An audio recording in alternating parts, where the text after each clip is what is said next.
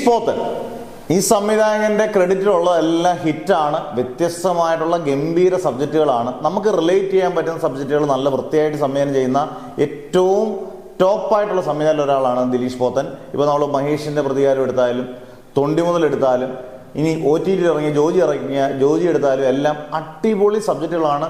അടിപൊളിയായിട്ട് ഇതെല്ലാം പ്രേക്ഷകർ സ്വീകരിക്കുകയും ചെയ്തിട്ടുള്ളതാണ്. നാലാമത്തെ പടം വമ്പൻ ചിത്രമാണ്, ഗംഭീര ചിത്രമാണ്.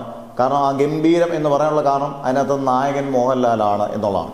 സ്ഥിരം ജോണറിൽ നിന്ന് വിട്ടാണ് ഈ വട്ടം. എന്നാലും സ്ഥിരം ജോണർ എന്ന് പറയുന്നത് ഒരു ഗ്രാമപ്രദേശങ്ങൾ, അതുമായിട്ട് ബന്ധപ്പെട്ട ക്യാരക്ടേഴ്സ്, ഇതൊക്കെയാണ് ദിലീഷ് പോത്തൻ്റെ സ്ഥിരം ജോണർ എന്ന് പറയുന്നത്. ആ ജോണറിൽ നിന്ന് മാറ്റി ഒരു ആക്ഷൻ ഫാൻറ്റസി ചിത്രമാണ് ഇദ്ദേഹം ഒരുക്കുന്നുള്ളതാണ്.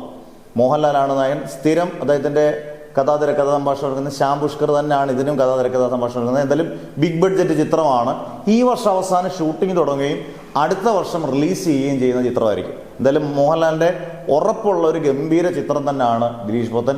മിനിമം ഗ്യാരണ്ടീഡ് നമുക്ക് അവകാശപ്പെടുന്ന ചിത്രവും കൂടിയാണ് ദിലീഷ് പോത്തൻ, മോഹൻലാൽ, ശ്യാം പുഷ്കർ ടീമിൻ്റെ.